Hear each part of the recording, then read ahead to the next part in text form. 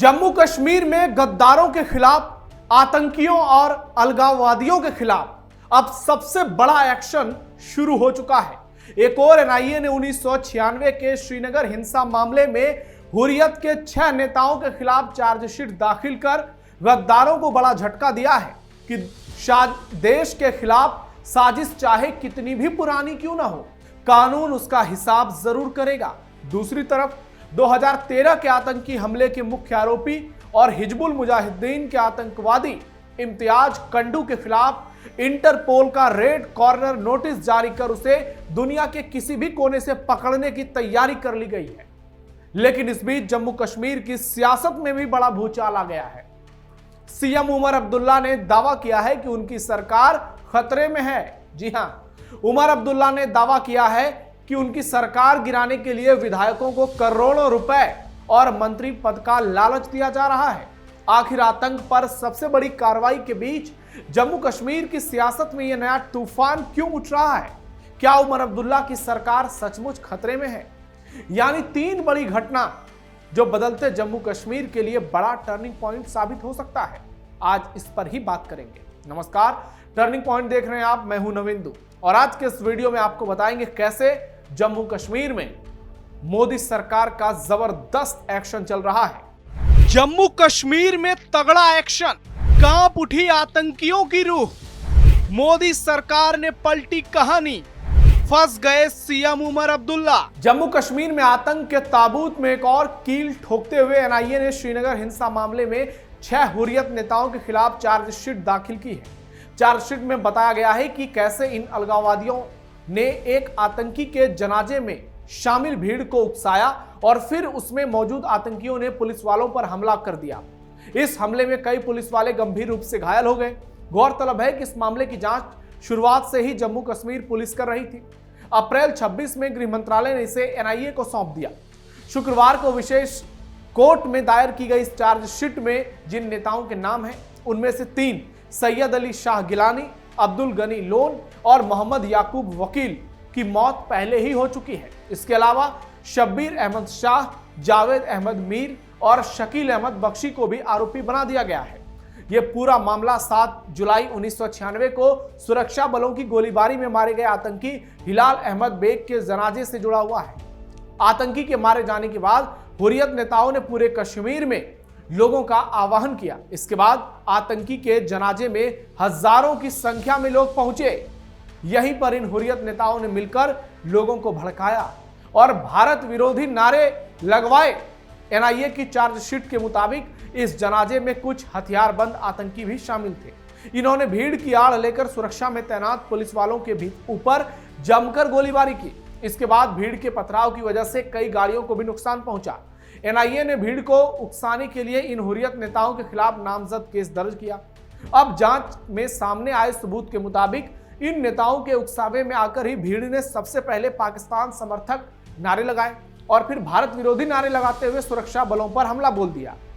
यह मामला पिछले काफी समय से जम्मू कश्मीर के पुलिस के पास था। अप्रैल 2026 में गृह मंत्रालय के ऑर्डर पर इस मामले को एनआईए को ट्रांसफर किया गया। शुरुआती सबूतों की जांच के बाद एनआईए ने अपनी चार्जशीट में बताया कि हिंसा किसी गुस्से का परिणाम नहीं थी, बल्कि एक सोची समझी साजिश थी। इसका मकसद नई दिल्ली सरकार को कश्मीर की पार्टी में हुर्रियत की ताकत का एहसास कराना था। लेकिन गद्दार भूल गए कि अब देश बदल चुका है। अब एक-एक का एक्शन होगा। आतंकियों के खिलाफ red corner notice. Jammu Kashmir में ताबड़तोड़ एक्शन देखने को मिल रहा है। अब जम्मू कश्मीर पुलिस की स्टेट इन्वेस्टिगेशन एजेंसी को साल 2013 के आतंकी हमले के मामले में बड़ी सफलता मिली है। एजेंसी ने प्रतिबंधित आतंकी संगठन हिजबुल मुजाहिदीन के नामित आतंकी इम्तियाज अहमद कंडू उर्फ फयाज उर्फ सज्जाद के खिलाफ इंटरपोल का रेड कॉर्नर नोटिस जारी कराया है। यह मामला साल 2013 में उत्तरी कश्मीर के बारामूला जिले के तरजू क्षेत्र में हुए आतंकी हमले से जुड़ा है। इस हमले में जम्मू कश्मीर पुलिस के 4 जवान शहीद हो गए थे।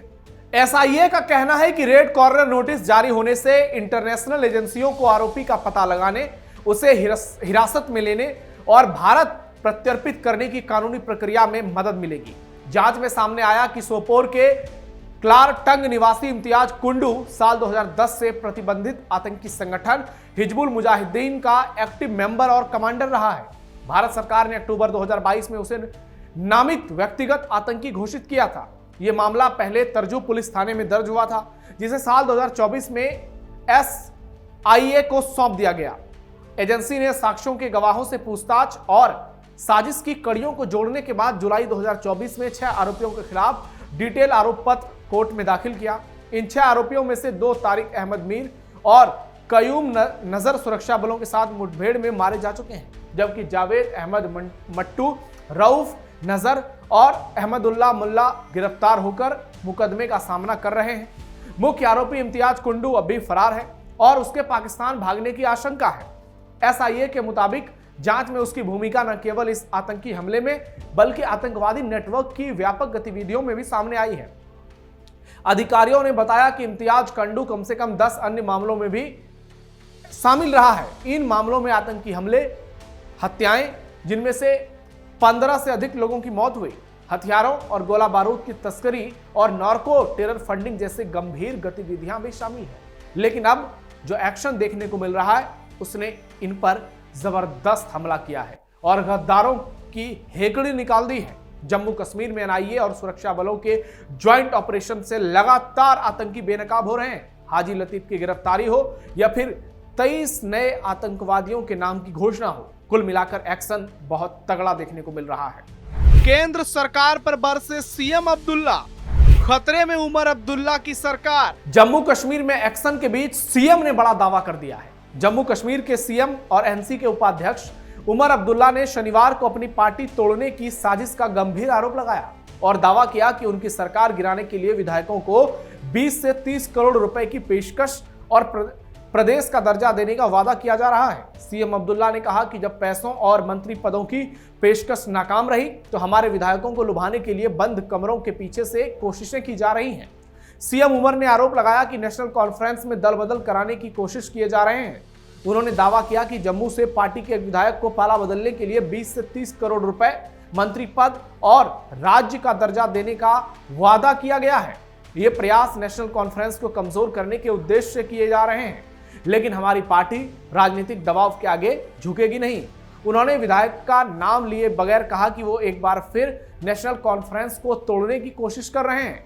मुझे बताया गया है कि जम्मू से हमारे एक विधायक को उनके साथ जुड़ने पर करीब 30 करोड़ रुपए दिए जाएंगे, मंत्री पद भी दिया जाएगा। इसलिए हमें विरोध प्रदर्शन करने के लिए मजबूर होना पड़ा है, क्योंकि कुछ तो स्पष्ट रूप से बदल गया है। उन्होंने घोषणा करते हुए कहा कि राष्ट्रीय कांग्रेस 20 जुलाई को नई दिल्ली के जंतर मंतर पर विरोध प्रदर्शन करेगी।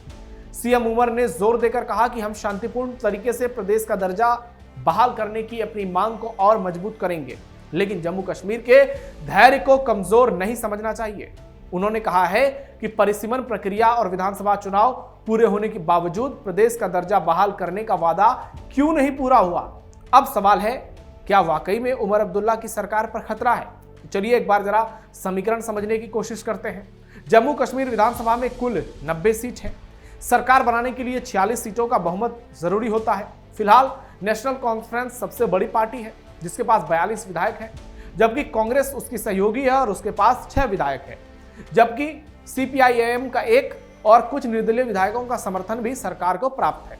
यानी 42, 6, 48, 49, 50 के आसपास आप मानकर चलिए, जिससे गठबंधन बहुमत से थोड़ा ऊपर है। दूसरी ओर बीजेपी के पास 29 विधायक हैं और वह सबसे बड़ी विपक्षी पार्टी है। PDP के 3, पीपल्स कॉन्फ्रेंस के 1, आम आदमी पार्टी के 1 और दूसरे छोटे दलों और निर्दलीय विधायकों की संख्या भी बहुत कम है।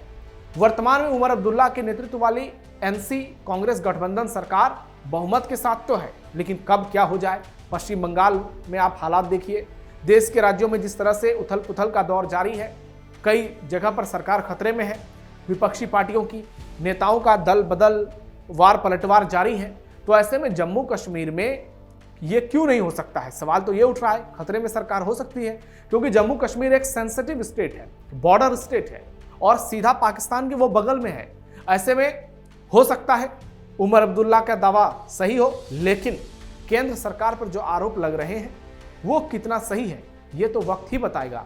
लेकिन उमर अब्दुल्ला के सामने चुनौतियां बड़ी हैं। उमर अब्दुल्ला जो दावा कर रहे हैं, इसके पीछे कौन है, यह भी सवाल है भाई। कांग्रेस पार्टी भी हो सकता है कुछ खेल करने की कोशिश में लगी हुई।